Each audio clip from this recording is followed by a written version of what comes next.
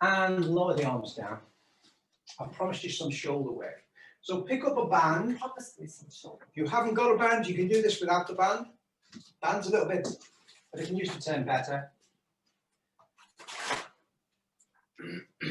Up and overs? No.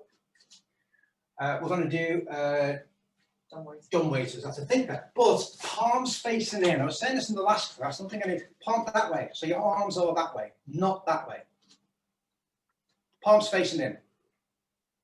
Elbows into the body. You don't know what you're doing.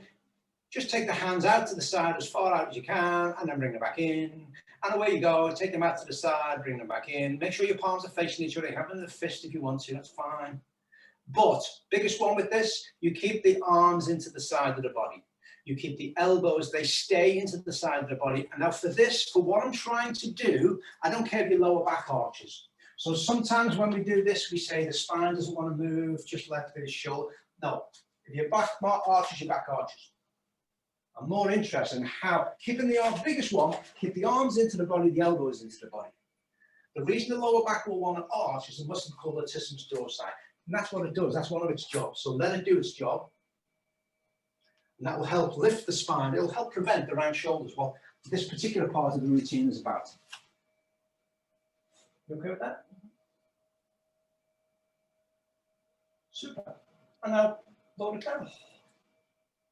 Arms. Okay with that? You've had enough of them, haven't you? She's done a lot of shoulder work to pull lamb. I was going to do more shoulders, but she's given me a dirty look. I'm giving you any look. Lay yourself down on your front.